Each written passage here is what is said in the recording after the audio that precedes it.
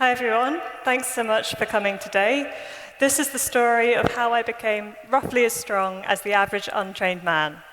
So before I jump into my story, I want to tell you a little bit about myself. So I'm Jenny. I'm not a professional. I wasn't particularly sporty. I just started weight training about 3 years ago, and I found that it had an enormously positive effect on my life. And it also radicalized me a bit, because it turns out it's actually not that hard to get roughly as strong as the average untrained man. And it made me slightly angry, actually, because I had thought that when I'd gone to the gym previously, that I was training towards getting stronger, and I realized that a lot of what I was doing wasn't actually very effective, and that actually with just a little bit of knowledge, I could have been stronger for a long time in the past without very much effort. So, with that as my kind of starting point, let's jump into the next slide. So these are the main topics that I want to cover today. Firstly, why as a woman would you want to get stronger? Secondly, how I became stronger. And thirdly, some tips and tricks to help you get stronger too. The other thing I want to say at this point as well is that obviously I'm a woman, and this is kind of the story of how I became stronger. So this talk is kind of geared up as if you were a female beginner too. But that being said, strength training is pretty similar regardless of your gender identity, and obviously everybody is welcome here, and the tips and tricks remain pretty much the same, however you identify. Okay, so why as a woman might you want to get stronger? Well, the first thing is that it makes your life easier now.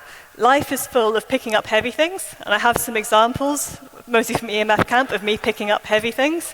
So the tent, carrying it from the car to where we pitched our tent. This is me picking up a gas canister as well, using a hammer to do the heavy hammer thing, a null sector, and also carrying a rucksack on a hike. But of course, there are lots of other times in your life when you need to pick up heavy things, so picking up children, carrying heavy shopping, lifting things, putting a suitcase into an overhead locker on an airplane or on a train. All of these things become easier when you are stronger. Another reason you might want to get stronger is that it can make your life better in your old age too. So this is some data from a study that was looking at two groups of adults at various ages. And in orange, we have a group who were weightlifting, and in blue, we have a control group. So the orange group were people who actually weightlifted competitively, and the control group were kind of more sort of regular adults. And what we can see is that as people get older, even if you are somebody who is, weightlifting and competing at a very high level, your strength or your peak power does decline. But you do keep this gap, so you can see even sort of the 70 to 79 and 80 to 89 range, there's this gap between the weightlifting and the control group. And that's a very important gap to me, because that might be the gap between me being able to go to the toilet by myself and not being able to go to the toilet by myself. So I'm very motivated to continue weightlifting as I get older. One thing I think that sometimes people are concerned about when thinking about starting a new strength training regime is this idea that lifting weights might be dangerous. And I don't think that's actually that well supported by the data. So obviously all sport has some risk of injury, and weightlifting is no exception. But when you kind of look at sort of the data that is available, and admittedly the quality of the data is not brilliant, it doesn't look as if weight training comes out as being particularly dangerous.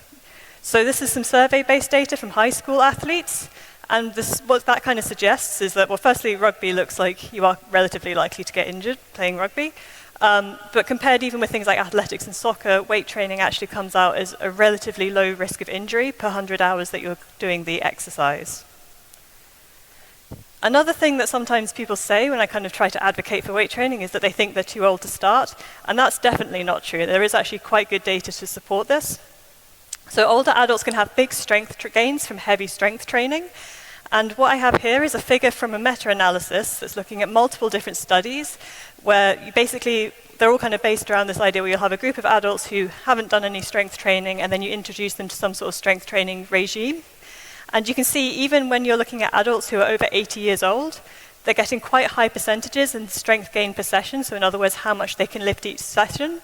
So across publications, you see a 2.5% increase in maximal force per strength training session on average.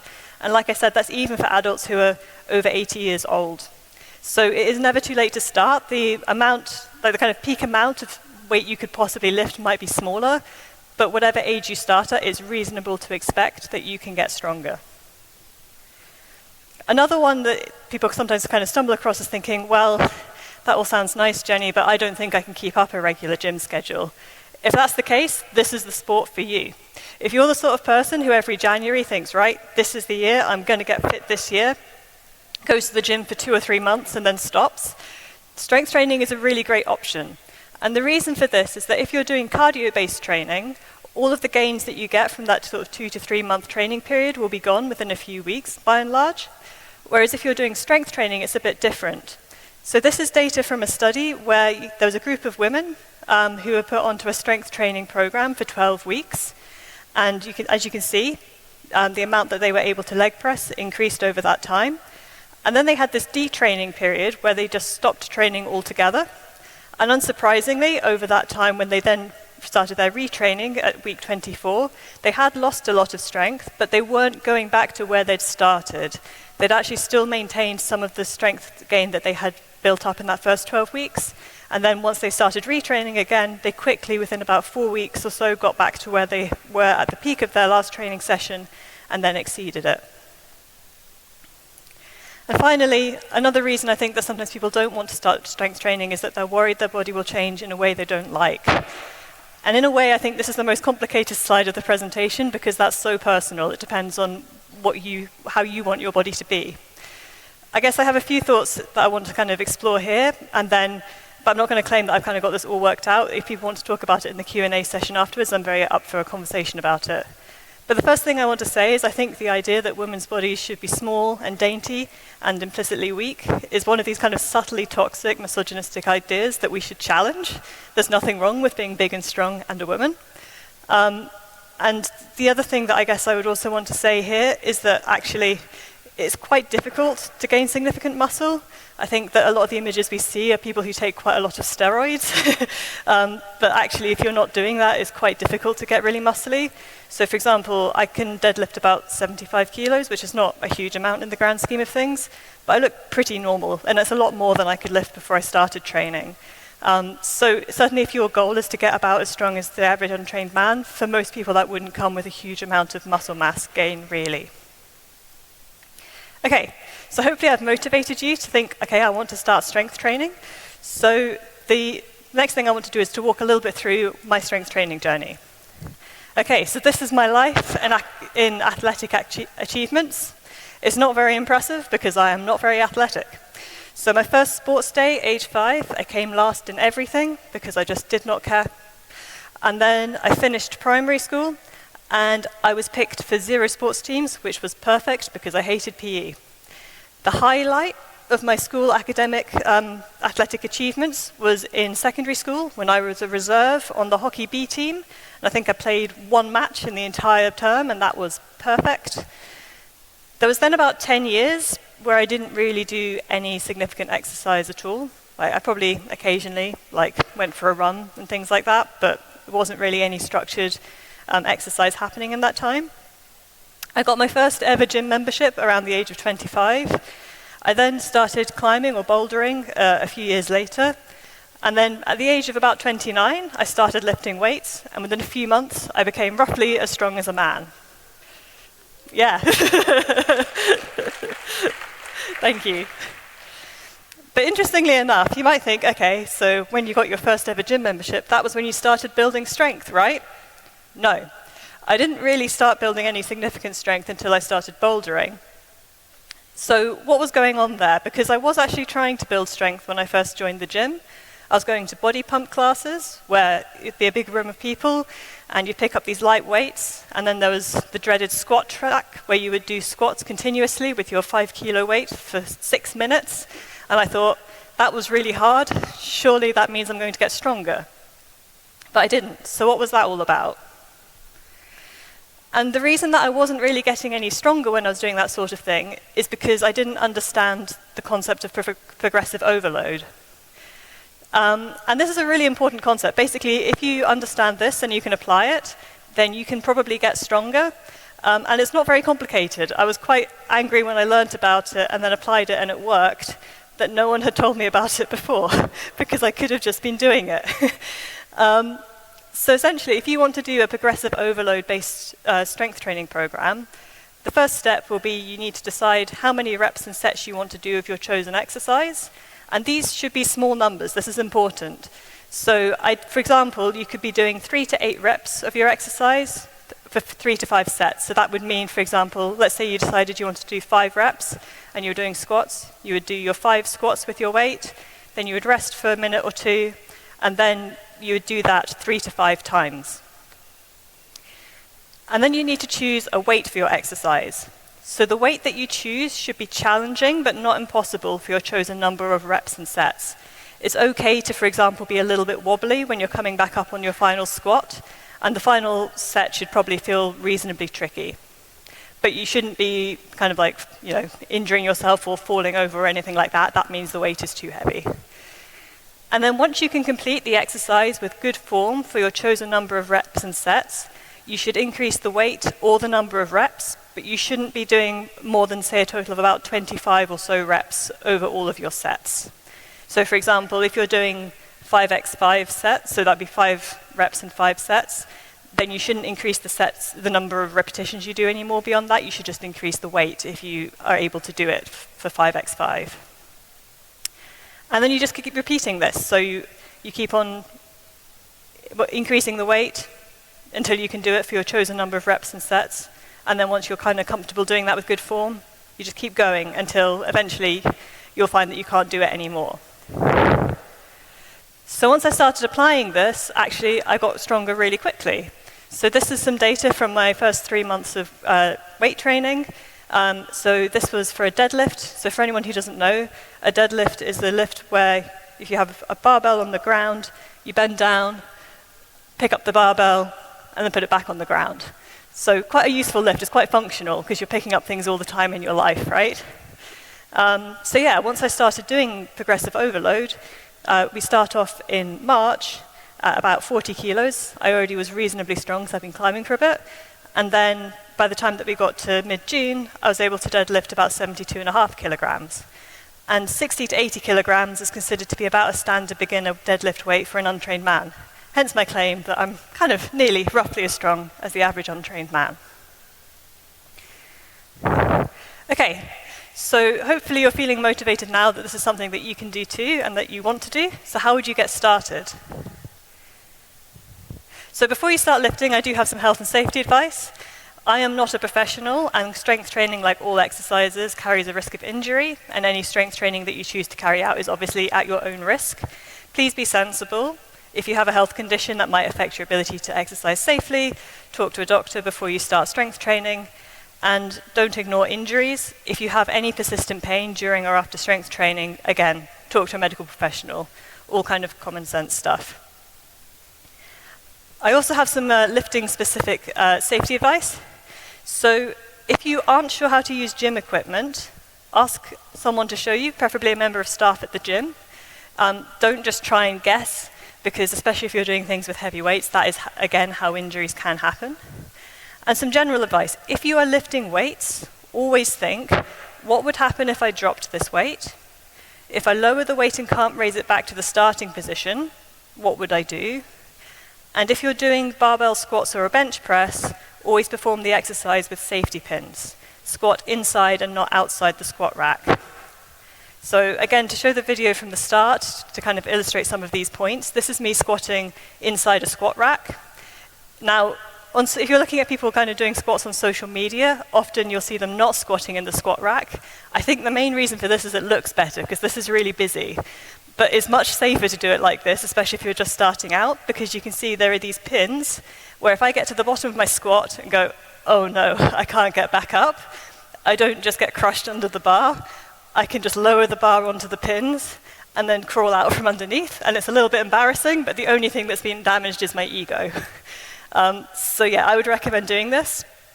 And again, if somehow, at the top of the lift I trip over, again, the pins will catch the barbell, so I won't get crushed underneath the weight. So that's the sort of thing that you should be thinking about before you start. Just make sure you're happy with all of that. Okay, so I've kind of introduced you to the concept of progressive overload, but there obviously is a lot more to that in terms of kind of getting started with a full strength training program. And I would really recommend when you're starting out at the gym, making sure that you're going in with some kind of plan. So I have here a couple of resources that I used when I was starting out that I found useful. I'm not affiliated with either of the resources that I'm going to recommend. I don't get any kickback or anything like that. These are just resources that I found useful and that you might find useful too. So the first one is a book called Lift Off, Couch to Barbell. It's an ebook. It costs about $20. So it's not free, but I say it is a really useful resource. It's written by a woman, and again, it's kind of geared towards women. And this is really useful because it starts with unweighted exercises, for instance, using a broom handle, and works up to doing the exercises with dumbbells and barbells. And you can kind of start at different points depending on how much strength you already have. But I say this is a really good resource, especially if you're maybe feeling a bit nervous about going to the gym for the first time, because you can just start this at home. And it's also a really good resource if you're not already strong enough to lift the barbell for, say, the bench press or the overhead press, which is quite common for female beginners. The other thing that's really great about this particular resource is that it contains links to videos teaching the proper form on the exercises outlined in the book. And I think that's really, really valuable, because if you Google or go into YouTube and type in good form for squats, you will get thousands of videos, but anybody can upload a video onto YouTube, and some of them do not, in fact, have good form. So it's really helpful to have somebody who's already done that filtering and to help you find videos that will actually teach you good form properly. The other resource that I found quite useful was a free resource called Strong Lifts 5x5. This one you can just Google, because it's all online. It does provide text and picture guides on form for the exercises provided, but I'd say it's a little bit less comprehensive. The big thing that I'd say is kind of worth bearing in mind for this one is that the program assumes you can already lift the barbell for all exercises. The barbell weighs about 20 kilos for reference, so that might not be true for bench press and for overhead press for a lot of female beginners. It wasn't true for me. It took me a while to be able to work up to be able to lift 20 kilos over my head. Okay, so what do you need to get started?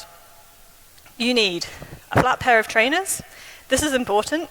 So you don't want a pair of like cushioned trainers or a pair of like heeled shoes. You want the soles to be flat, so think like a Converse or a pair of Vans. That being said, this is a pair of shoes from Sainsbury's. They cost, I think, £8 or something like that, and they've lasted like 3 years, so you definitely don't need anything fancy. You also obviously need a water bottle. I don't think I need to say that on a day like today. You need, I'd say, a plan for what you're going to do when you get into the gym. Because otherwise, for me at least, I walk in and I'm like, oh my God, there's so much equipment. What am I doing? How much can I lift? How do I use the equipment? So I would really recommend getting yourself a plan, and the easiest way to do that is to use one of these training programs as a starting point. And if you are doing barbell lifts, especially for the first time, or if you're using any equipment for the first time that you haven't used before, I would really recommend having somebody show you how to use the equipment safely, especially for how to safely use a squat rack to make sure the pins are at the right height, and or a bench press rack, again, to make sure it's set up in such a way that if you did fail a lift, you wouldn't get hurt. So the other thing that you'll need, obviously, is a gym membership. So there are a few things that you might want to think about when you're choosing a gym, assuming that you don't already have a membership. There's some kind of like very kind of simple things and obvious things, like how busy is it? Are there going to be queues for the equipment you want to use? How much does the membership cost? Is the gym in a convenient location? Ideally, you want it to be somewhere that you pass regularly, like partway along your commute. Some other things that may be a little less obvious but quite important. Are there staff around who you can ask if you're not sure how to use a piece of equipment? That's quite important, I'd say, actually, even if you're more experienced, because you might at some point decide, oh, actually, I do want to use that thing with cables over there, but I don't really understand it. Another thing that you want to look into is what increment the dumbbells go up in. So if you can't lift the bar immediately over your head or press it, then you'll probably end up starting out with dumbbells. And that means that you're going to want to make sure that the increments are small enough that you can progress. So it's best if the gap between the different dumbbell weights is 1 kilo. So in other words, I mean, if you were looking at the dumbbell rack, let's say that you started off with a 5 kilo dumbbell, the next one should be 6 kilos. Some gyms will go up in 2.5 kilo increments, so that would mean that the first one would be 5 kilos and the next one would be 7.5 kilos. That's okay, it's workable, but it's not ideal. You might find it a bit harder to progress. If they go up in 5 kilo increments, so it's like the first one is 5 kilos and the next one is 10 kilos, that's basically useless. You will find it really difficult to progress, and I'd say that that would be a reason not to choose a gym. Similarly, if you want to use some machines, you want to check what weight increments they go up in, and again, smaller is better. It's much easier to get stronger when you progress in small increments. And then, if you're thinking, okay, actually I'd like to learn how to use the barbell, there are some barbell-specific things that you might like to look out for. So firstly, do they have lighter barbells? So the standard barbell is 20 kilograms, but there are 10 and 15 kilo bars in existence, but not all gyms carry them. So that might be something you'd like to look out for. The other thing that I'd say is quite important as a female beginner to look out for is whether they have bumper plates for lighter weights. So what this means is that the kind of traditional barbell plates are made of metal, and basically the lighter the weight, the smaller the circumference of the plate.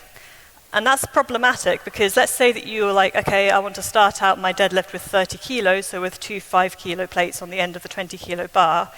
That means that the bar will be really, really close to the ground, and that makes the lift much harder, and it's hard to do it with good form. So what you want is a gym where they have these like colorful rubberized plates, where all of the plates are the same size regardless of the weight. Up to 5 kilos at least, they're like, if they carry 2.5 and 1.25 kilo plates, then those will be smaller, and that's kind of unavoidable. But yeah, that's something that's definitely worth looking out for because it will make especially lifts like deadlift much easier. You want to check what the smallest barbell plates they carry are, and the only acceptable answer to this is 1.25 kilograms or less. The reason for that is that otherwise you will just find it very difficult to progress some of your heavier lifts. And then some kind of, again, like some sort of things that are related to how busy the gym is. Do they have a squat rack, and how many squat racks do they have, and how busy are they? Do they have separate racks for bench press and a separate deadlifting platform? These things are not essential, but if they don't, it means there's going to be a bigger queue basically for the squat racks, because it means all of the barbell lifts are going to be pushed onto one piece of equipment. And it can take quite a long time to complete a barbell workout, so you might end up waiting for really quite a long time for that equipment to come free. The most important piece of advice I have is make sure you're happy with the gym's safety before you start lifting. Always think, what would happen if I failed this lift? And if you think it would be dangerous to fail a lift, get someone to show you how to fail it safely, and also make sure you can fail it safely with the empty barbell. There's absolutely nothing wrong with just putting on the 20-kilogram barbell, squatting to the bottom of it, and then just making sure that you're able to drop it onto the bar safely, onto the pins safely. That's fine, that's just a sensible thing to do when you're first starting out, to make sure you're happy that if you did fail with a heavier weight, that it would be safe. Okay, so a few kind of final things before I kind of wrap up. So people often kind of worry a bit as well about whether they need to radically change their diet in order to start a strength training program. There is a lot of stuff about this online. I'm going to kind of give you a very brief summary here. If you're wanting to change your diet to start strength training, the general advice is more protein is better. My other piece of advice would be it is much harder to build muscle and get stronger if you're in a calorie deficit. So if you are starting a progressive overload program for the first time, I wouldn't recommend attempting to lose weight at the same time. And the reason for this is just that you might find it quite frustrating. It's just going to be much harder to get stronger whilst you're in a calorie deficit. And if you're feeling really tired and not progressing at the gym, my other piece of advice would be just ask your GP for a blood test to rule out any vitamin deficiencies, because sometimes that can be a sign that maybe your iron is a bit low or something like that. So then in terms of the importance or not of diet, so for me, I didn't change my diet beyond making a vague effort to eat a bit more protein and eating a bit more because I was hungry in the months where I increased my deadlift from 40 to 72 kilos. And for reference, I eat a largely vegan diet, so it's not as if my diet is like super high in protein to begin with. A lot of programs suggest counting calories, usually it's because you should kind of eat a little bit more because you're building muscle ideally. I've never done this because I just don't want to. It doesn't make me happy. And it seems to have been fine. I also only lifted twice a week rather than the recommended 2 times a week in all of the programs, and I still got a lot stronger. So all of that is to say that especially when you're first starting out a program, actually it's quite easy to get quite a lot stronger without much effort. It's kind of more when you're trying to get, I don't know, say from like 95 kilo deadlift to 100 kilo deadlift, that maybe these kind of things about diet and how many times you're training and so on start to become much more important. But you can get a huge amount of progress without everything being perfect, especially when you're first starting out. I think sometimes we get a bit into a mindset where it's like, a professional athlete would do it like this, so I should also do it like this. But I'm not a professional athlete. Like, I'm okay being kind of mediocre, but a bit stronger than I otherwise would be. And the final thing that people sometimes think about, should you change your training based on your menstrual cycle? And the short answer is, we don't really know, because all of the studies are kind of rubbish. So studies on the relationship between the phase of menstrual cycle and of athletic performance have found conflicting results. I think the main reason for this is that the studies are often quite poor quality. They often have a small sample size, and they often don't control for hormonal contraception, which seems like quite a big oversight when the whole thing you're trying to do is investigate the relationship between the phase in your hormonal cycle and your athletic performance. So we don't really know if there's a relationship between menstrual cycle phase and athletic performance. So what I would recommend is basically work out what's right for you. For myself, if I don't feel like training when I'm kind of in PMS or at the start of my period, then sometimes I don't go to the gym because I know I won't enjoy it, and that makes it harder to go the next time. But sometimes I feel like actually I will feel a bit better if I move my body around a bit, and I'll go, and sometimes that works out. So just see what works for you. Okay, so that's pretty much everything I wanted to talk about today, so I'll finish up with an action plan for getting started. Hopefully you're all feeling motivated to begin a progressive overload program. So the first step is decide which program you want to use to get started. Like I said, I'd recommend either Strong Lifts 5x5 or Lift Off Couch to Barbell. You obviously need to then obtain a gym membership, shoes, and a water bottle. You need to get somebody to show you to use any equipment that you don't know how to use for the progressive overload program, and then you can begin. So thanks so much for coming to my talk, and if you have any questions, I'll be in the Q&A tent just after. Thank you.